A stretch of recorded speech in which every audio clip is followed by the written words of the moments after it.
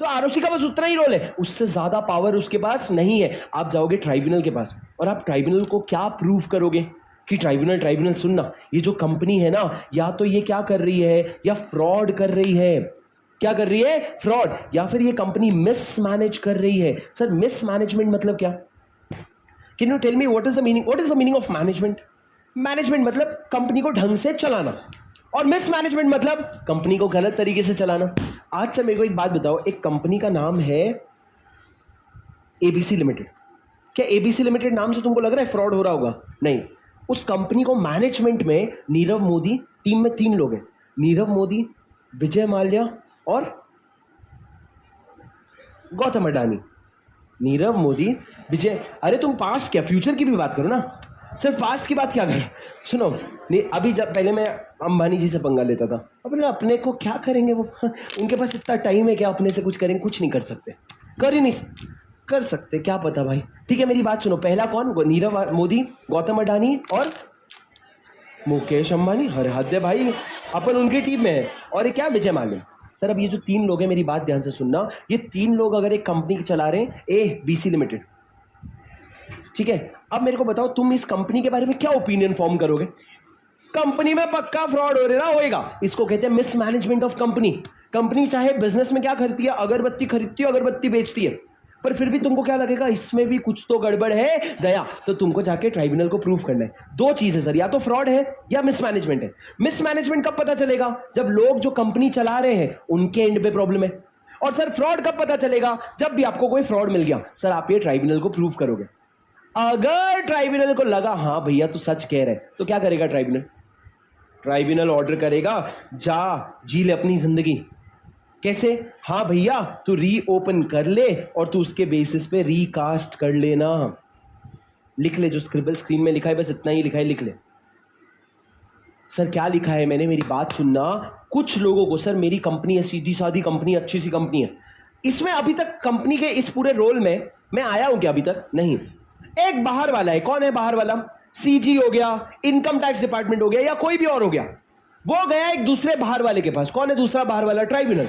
और बोला ये जो कंपनी है ये क्या कर रहा है, फ्रॉड कर रहा है या मिसमैनेजमेंट कर रहा है। अगर ट्राइब्यूनल सेटिस्फाइड है, ट्राइब्यूनल की सेटिस्फैक्शन जरूरी है, ट्राइब्यूनल अगर सेटिस्फाई होगा, अब वो सीजी जाने, इनकम टैक्स अथॉरिटी जाने कैसे सेटिस्फाई करना है, पर अगर वो सेटिस्फाइड है तो क्या ऑर्डर करेगा वो कि भैया इसका रीओपन कर दे बुक्स ऑफ अकाउंट्स और रीकास्ट कर दे। मैं बैठ के शो देख रहे, मेरे से कोई नहीं पूछा, मेरे पे सीधा बाहर वाला आके अटैक कर रहा है, बाहर वाला ऑर्डर दे रहा है, मैं बैठ के क्या, मेरे को बस पिटाई हो रही है और मैं सह रहा हूं। सर इसको क्या बोलते हैं? इसको बोलते हैं रिविजन बाय आउटसाइडर्स, जहां पे बाहर वाले लोग बाहर वाले के पास जाके मेरी बैंड बजवा रहे हैं। तो सर बाहर वाले लोग कौन है? सीजीआईटी है, और भी लोग हैं, मैं बताऊंगा आपको वो किसके पास गए, ट्राइब्यूनल के पास। पर सर ट्राइब्यूनल ना अकेले अपना ओपिनियन नहीं देगा, ट्राइब्यूनल को लगेगा यार 4 लोग क्या कहेंगे, 4 लोग क्या कहेंगे, तो तुम क्या बोलोगे, पूछ लेना 4 लोग से। तो अब ये ट्राइब्यूनल क्या करेगा? ट्राइब्यूनल अपना ऑर्डर देने के बाद, देने के पहले रिप्रेजेंटेशन मंगवाएगा। क्या मंगवाएगा? रिप्रेजेंटेशन मंगवाएगा। और रिप्रेजेंटेशन मंगवाने के बाद उसके बाद वो क्या करेगा? ऑर्डर। सर ये 4 लोग क्या कहेंगे सबसे पहली बार कहां आया था? सेक्शन 8 कंपनी में। जब आप सेक्शन 8 कंपनी से नॉर्मल कंपनी बनना चाहते हो तो 4 लोग क्या कहेंगे?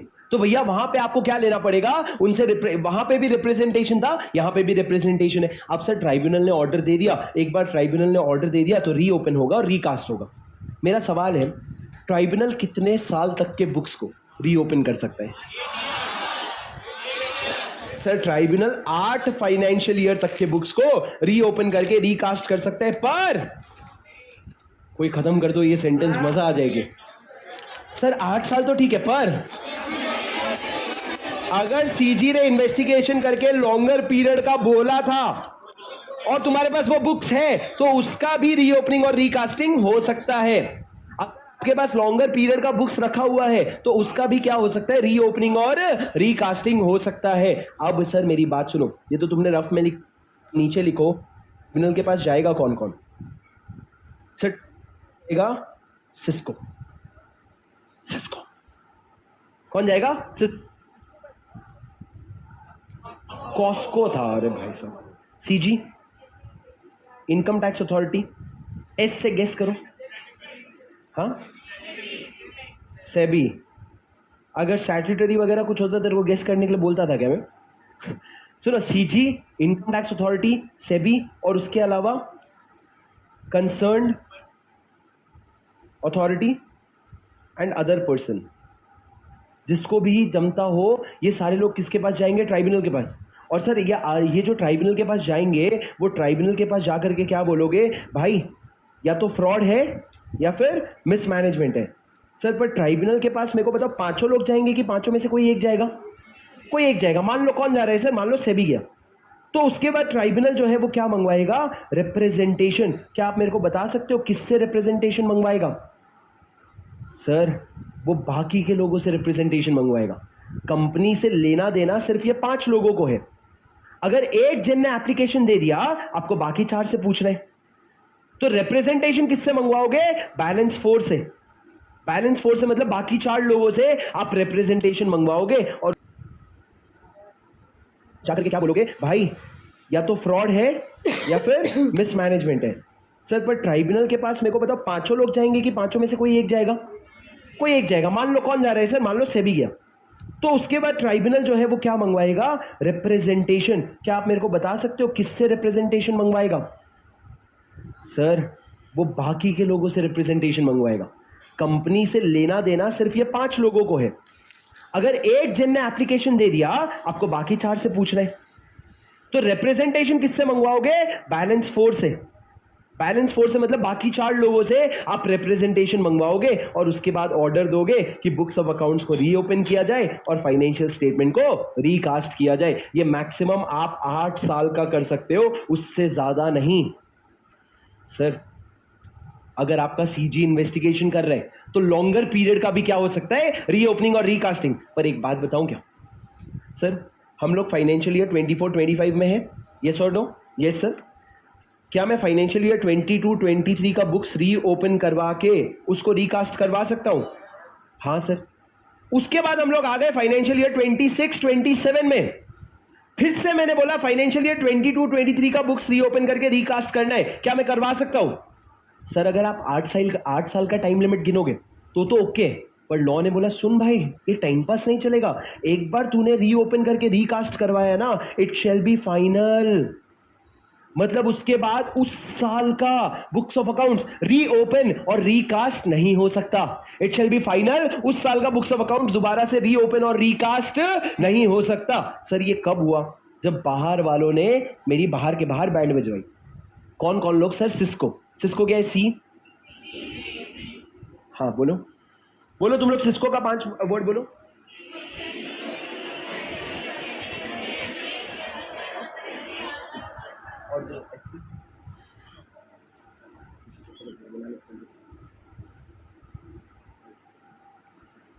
सिस्को, ठीक है। क्या बोला मैंने? सिस्को। सी क्या है? CG. I income tax authority. S S SEBI. C concerned authority. O other person concern. Sir आप मेरी बात समझ गए क्या? Yes sir. आगे बढ़ते हैं। सुनो, अपने पास आइसक्रीम आने को भी 10 मिनट है, विशाल सर आने को भी 10 मिनट है। एक सेक्शन बढ़ ले छोटा सा। सर जैसे आपने 130, एक सेकेंड, 130 पढ़ा, वो क्या था? रिवीजन। 131 क्या है? वो भी रिवीजन है। एक बार 131 का तुम लोग एक बार लेंथ देख लो। हाँ क्या बात कर रहे हो? अब बकवास मत करो यार। एक पेज का है, आधे पेज का है, एक पेज का भी नहीं है।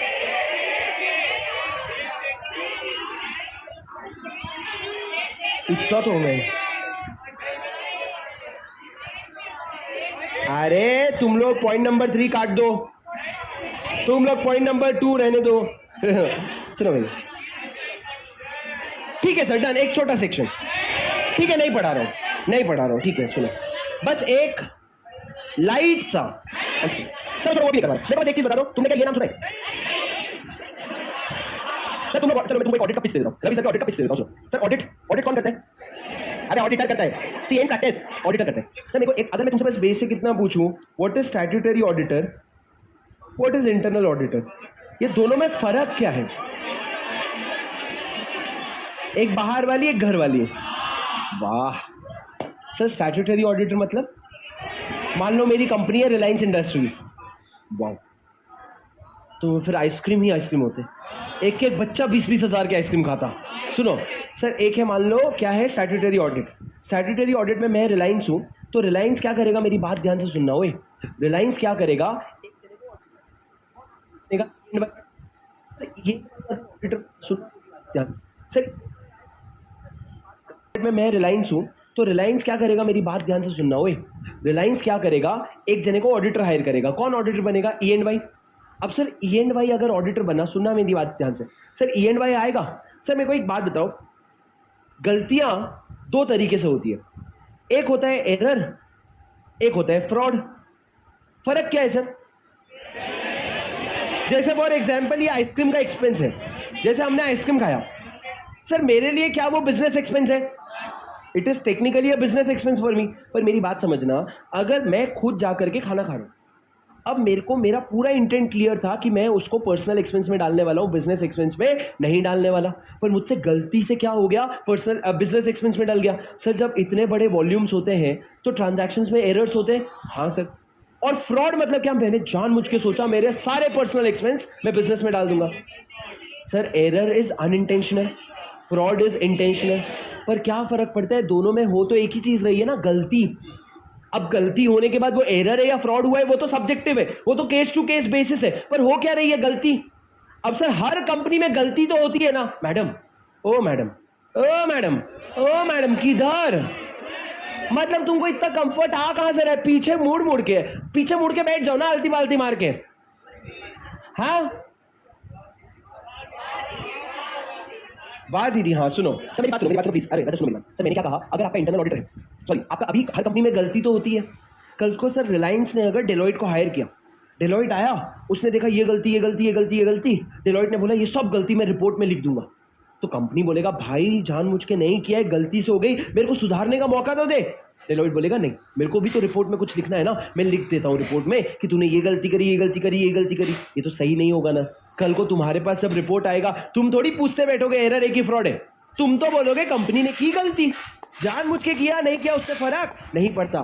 तो कंपनी क्या बोलती है पता है, तू आके मेरी बैंड बजाए, उसके पहले मैं अपना एक स्टाफ रखूंगा, उसको बोलूंगा मेरी बैंड बजा। क्या करूंगा, मैं अपना एक एम्प्लॉय रखूंगा, क्या रखूंगा बोला मैंने, एम्प्लॉय। जो बाहर वाला ऑडिटर होता है ना, वो एक इंडिपेंडेंट पार्टी होता है, उसके और मेरे बीच में कोई रिश्ता होना नहीं चाहिए। सर मैं रिलायंस हूं, मेरी ही एक सब्सिडरी है जो ऑडिट करती है, क्या उसको ऑडिटर हायर कर सकता हूं मैं, नहीं, पर क्या मैं इंटरनल ऑडिटर हायर कर सकता हूं, हाँ। सर इंटरनल ऑडिटर क्या है, बाहर वाला चेक करने का आए उसके पहले घर की सफाई, कि भैया तुम बाहर से आओ चेक करने, उसके पहले मैं इंटरनल ऑडिट करवा लेता हूं। पर सर इंटरनल ऑडिट मतलब क्या, कोई भी घर का बंदा है वो क्या करके दे रहा है, ऑडिट। पर सर क्या इंटरनल ऑडिट हर किसी को लगाना पड़ेगा, मतलब क्या हर कंपनी, जितनी भी कंपनी इंडिया में है सबको अरे सबको इंटरनल ऑडिट नहीं करवाना पड़ता। लॉ किसी को फोर्स कर सकता है क्या सर, लॉ की जो मर्जी वो कर सकता है। लॉ ने बोला सुन भाई, कचरा क्या होगा, कल को स्टैट्यूटरी ऑडिटर आएगा, गंदगी निकालेगा, तू सुधारेगा, फिर से चेक करेगा, इसमें बहुत टाइम लगेगा। तो इन्होंने कुछ कंपनीज को बोला कि भैया तुम लोग इंटरनल ऑडिटर हायर कर लो, तुम लोग पहले से इंटरनल ऑडिटर हायर कर लो। और बहुत सिंपल 3 कंपनी है, एक हो गया लिस्टेड कंपनी, एक हो गया अनलिस्टेड पब्लिक कंपनी, और एक हो गया प्राइवेट कंपनी। तो बचा कौन, एक हो गया लिस्टेड कंपनी, एक हो गया अनलिस्टेड पब्लिक कंपनी, एक हो गया प्राइवेट कंपनी। पर ऐसा नहीं है सर, निधि कंपनी बची sir, unlisted public. Sir listed company मतलब क्या, रिलायंस हो गया, टाटा हो गया, अडानी हो गया, ये सारे बड़े बड़े लिस्टेड कंपनी है। हमने बोला तुम्हारे लिए इंटरनल ऑडिट करवाना मैंडेटरी है, तुम्हारे लिए इंटरनल ऑडिट करवाना मैंडेटरी है। पर सर अनलिस्टेड पब्लिक कंपनी की बात करें, किसकी, अनलिस्टेड पब्लिक कंपनी की, तो मेरी बात ध्यान से सुनना। सर अनलिस्टेड पब्लिक कंपनी में सब आ जाते हैं, मतलब जैसे मान लो अगर मैं भी कोई पब्लिक कंपनी छोटी सी खोलूंगा तो उसमें भी वो भी क्या हो जाएगा, अनलिस्टेड पब्लिक कंपनी। पर इन्होंने बोला हर अनलिस्टेड पब्लिक कंपनी को नहीं, कुछ सिलेक्टेड अनलिस्टेड पब्लिक कंपनी को जो थोड़े से लिमिट्स क्रॉस करते हैं। जैसे कि क्या, जैसे कि सर आपका डिपॉजिट 25 करोड़ या उससे ज़्यादा हो, आपका paid up share capital 50 crore या उससे ज़्यादा हो, आपका आउटस्टैंडिंग बोरोइंग 100 करोड़ या उससे ज़्यादा हो, या आपका टर्नओवर 200 करोड़ या उससे ज़्यादा हो, ये चार में से कोई भी कंडीशन मीट होती है ना, तो आपकी कंपनी को इंटरनल ऑडिट का प्रोविजन लग जाएगा। सर ये सब अच्छे से कॉन्सेप्ट्स बनाओ, ये कॉन्सेप्ट्स बहुत काम आएंगे आगे, इसका लॉ से कोई लेना देना नहीं है, ये कॉन्सेप्ट्स बहुत काम आएंगे आपके। कौन से कंपनी को इंटरनल ऑडिट लग रहा है, लिख ले ओए, लिख ले। सर कौन सी कंपनी को अनलिस्टेड पब्लिक कंपनी कौन सी, जिनका डिपॉजिट 25 करोड़ या उससे ज्यादा है, paid up share capital 50 crore या उससे ज्यादा है, टर्नओवर आउटस्टैंडिंग बोरोइंग 100 करोड़ या उससे ज्यादा, और टर्नओवर 200 करोड़ या उससे ज्यादा। और अगर मैं बात करूं प्राइवेट कंपनी की, तो प्राइवेट कंपनी में भी हर किसी को अप्लाई नहीं होगा। हमने बोला भाई प्राइवेट कंपनी में ये सब चीजें छोड़ दे, तू कोई भी प्राइवेट कंपनी जिसका बोरोइंग 100 करोड़ से ज्यादा है या टर्नओवर 200 करोड़ या उससे ज्यादा है, उस केस में हम क्या करेंगे, आपको ये प्रोविजन लगा देंगे। किसका सर, जिसका बोरोइंग 100 करोड़ या उससे ज्यादा है या टर्नओवर जो है वो 200 करोड़ या उससे ज्यादा है, उसको ये प्रोविजन लग जाएगा। सर क्या आप मेरी बात सुन पा रहे हो, are you getting my point? पर सर मेरा सवाल है, ये लिमिट याद कैसे होगी? पहली बात, याद करना है क्या सर? हाँ। क्यों सर, क्यों याद करूं? क्योंकि सर ये आपका सेक्शन 138 है जो खत्म हो गया, पर सर मेरे को ये लिमिट याद कैसे होगा? क्या सर 25 का 50, 50 का 100, 100 का 200, उसके लिए क्लास लगाए हो क्या? सुनो सर, आपने वो अक्षय कुमार का एक स्कीम है, सुना है आपने क्या? सर ध्यान से सुनना, ये एक झटके में फॉरएवर याद होने वाला है। अक्षय कुमार का स्कीम क्या है? 25 दिन में पैसा डबल। मैं गया और मैंने उसको दिए 25 करोड़ रुपए। मैंने बोला भाई ये 25 करोड़ 25 दिन में क्या कर दे, डबल। उसने डबल करके कितना दे दिया, 50 करोड़। अब मैं सोचा 50 करोड़ का क्या करूं, मैंने अपने बिजनेस में इन्वेस्ट किया। जब मैं बिजनेस में इन्वेस्ट करता हूं तो क्या बनता है, पेड अप शेयर कैपिटल। अब सर जब मैं अपने 50 करोड़ लगा रहा हूं तो उसको हम कहते हैं इक्विटी। सर क्या आपको पता है डेट इज टू इक्विटी का आइडियल रेशियो क्या है? 2:1। मतलब मैं अपना अगर 50 करोड़ लगा रहा हूं तो मार्केट से कितना बोरो कर सकता हूं मैं, 100 करोड़। तो मैंने अपना 50 करोड़ लगाया, मार्केट से मैंने 100 करोड़ बोरो किया, और ये दोनों मिला करके मैंने बिजनेस किया, और बिजनेस करके मैंने 200 करोड़ का टर्नओवर जनरेट किया। मैंने 50 करोड़ खुद का लगाया, 100 करोड़ मार्केट से लिया, और दोनों से बिजनेस करके 200 करोड़ का टर्नओवर जनरेट किया। वही तो है डिपॉजिट 25 करोड़ या उससे ज्यादा, पैसे मिले, paid up share capital 50 crore या उससे ज्यादा, और उसके साथ बोरिंग 100 करोड़ से ज्यादा। 100 करोड़ या उससे ज्यादा नहीं, 100 करोड़ से ज्यादा, और उसके बाद टर्नओवर 200 करोड़ या उससे ज्यादा। ये चारों में से कोई भी condition, not all, any condition if you meet, then in that case internal audit का provision applies to you। पर सर प्राइवेट कंपनी में हमने बोला ये डिपॉजिट का, कैपिटल का, सबका लोचा छोड़ दे। बाहर से 100 करोड़ से ज्यादा पैसा लिया है, या 200 करोड़ से ज्यादा तेरा टर्नओवर है, 200 करोड़ या उससे ज्यादा, तो तेरे को इंटरनल ऑडिट का प्रोविजन लग जाएगा। सर क्या आप मेरी बात सुन पा रहे हैं? बस इतना ही, इंटरनल ऑडिट खत्म हो गया। हमारा लॉ बस इतना ही बोलता है कि इंटरनल ऑडिट किसको लगेगा, लिस्टेड कंपनी को, अनलिस्टेड पब्लिक कंपनी जिसका डिपॉजिट 50 करोड़ या उससे ज्यादा, paid up share capital deposit 25 crore या उससे ज्यादा, paid up share capital 50 crore या उससे ज्यादा, बोरोइंग 100 करोड़ या 100 करोड़ से ज्यादा, टर्नओवर 200 करोड़ या उससे ज्यादा। पर प्राइवेट कंपनी है तो पहले 2 कंडीशन गए तेल लेने, लास्ट के 2 कंडीशन है। पर सर एक बस फर्क है, स्टैट्यूटरी ऑडिटर जो है ना, वो सिर्फ और सिर्फ सीए इन प्रैक्टिस बन सकता है। कौन बन सकता है? CA in practice. पर इंटरनल ऑडिटर ना सीए बन सकता है, सीएमए बन सकता है, और एनी अदर प्रोफेशनल, कोई भी प्रोफेशनल है ना वो बन सकता है। सर मेरे को बताओ, सीएस बन सकता है? सोच के बोलो। सर सीएस का मेन काम क्या होता है? लीगल। और ये क्या है? ऑडिट। तो सर सीएस जो है वो इंटरनल ऑडिटर बन सकता है। क्या लिखा है? सीए, सीएमए और other professional. CS other professional में नहीं आता सर। बेयर एक्ट में इन्होंने लिखा नहीं है, बेयर एक्ट में इन्होंने लिखा है सीए, सीएमए और अदर प्रोफेशनल। तो मेरे नोट्स में तुमको ऐसा दिखेगा कि सीएस कटा हुआ है, मैं सीएस लिख करके काटा हूं। इसका मतलब ये कि सीएस अलग से लिखा हुआ नहीं है, पर सीएस भी तो प्रोफेशनल है ना। अगर किसी बोर्ड ऑफ डायरेक्टर को लगता है कि भैया ये सीएस जो है ये इंटरनल ऑडिट कर लेगा, अरे तुरंत सुनो, ठीक है सर आप समझ गए ये सेक्शन नंबर क्या है, ये सेक्शन नंबर 138 है सर। हम लोग कल आराम से, अच्छा कल आपकी वेंसडे है, कल आपकी क्लास छुट्टी है सर। वन सेकेंड सर, एक बार जोरदार तालियों के साथ स्वागत करेंगे one and only Vishal Bhattar sir. Huge round of applause guys. चले थैंक यू सो मच बेटा। ओके सो आज आपका डीटी खत्म हो गया। Are you ready for ITT, जिसे आप जीएसटी के नाम से जानते हो। सो कल से हमारा जीएसटी स्टार्ट होने वाला है। टाइमिंग 7:30। पहले बता दो कौन कौन लेट आता है। Sir ending time 11:30। 10:45 7:30 10:45 तो नहीं 10:45 नहीं यार, ठीक है 11 ठीक है सही है। सो दोस्तों कल से हमारा जीएसटी स्टार्ट होने वाला है। आई होप आपने नोट्स कलेक्ट कर लिया होगा। ठीक है, तो आप अगर किसी ने नहीं कलेक्ट किया होगा तो कर लो नोट्स कलेक्ट। वैसे तो कल फर्स्ट सेशन है तो कल तुम्हें थोड़ा जनरल इंट्रो होगा एंड डिफरेंस बताऊंगा between direct and indirect taxes, लेकिन नोट्स कलेक्ट कर लोगे तो ज़्यादा बेटर।